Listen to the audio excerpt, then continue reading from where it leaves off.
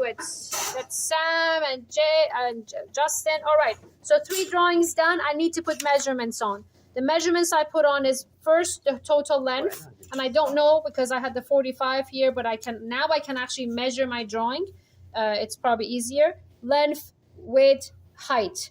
So dimension lines are light lines that you use to indicate how long the piece is. You can see it in this drawing. It tells you a lighter line, a thinner line, and an arrow is showing you from here to here. Now the ways you can show dimension lines is with the arrow or with a slash. Now you pay attention. Light line, slash is darker. You can do light line and you can do dots if you like the dots. Which way does the slash go? Doesn't matter. But whatever you do, don't do one this way, one that way, right? So you want to do it this way, do it that way. You want to do it the other direction, go the other direction. I like slashes better because I'm sort of lazy, because when we did drafting, I could just go like that and put all the slashes with actually the 45-degree triangle all over the place. It was easier for me, but doesn't matter. You can use arrows to show it. You can use triangles to show it. You're basically saying, pay attention from this line to that line. That's my measurement. That's what your dimension lines are doing, right? So I want to put the dimension lines on this paper. I'm doing it lighter than my original lines because this is your construction line that shapes your work.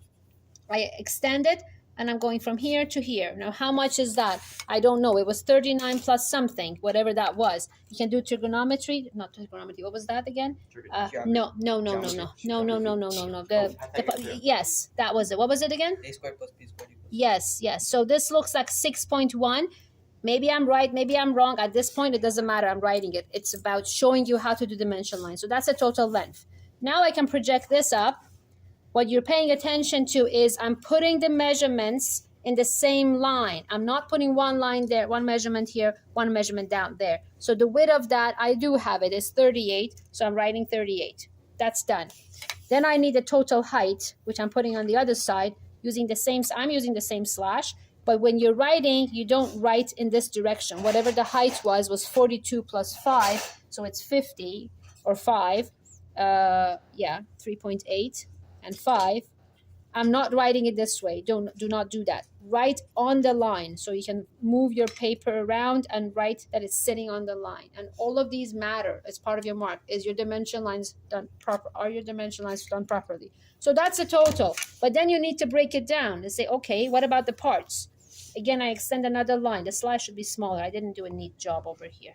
You don't want it to stand out too much. And either job. Now, what parts do I have?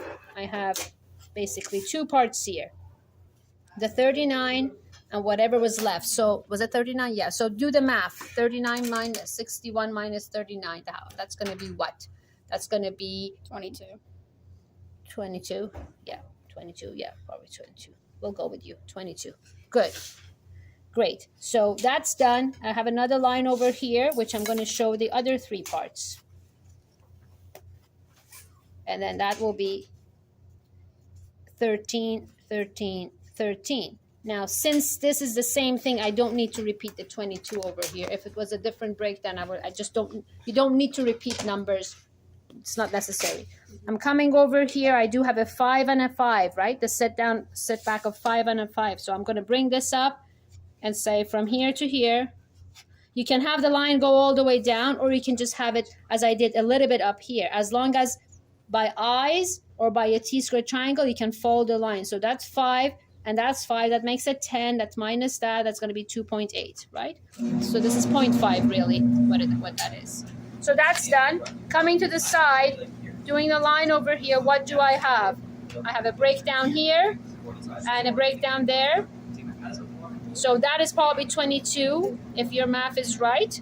And that's going to be, so 2.2, 2.8.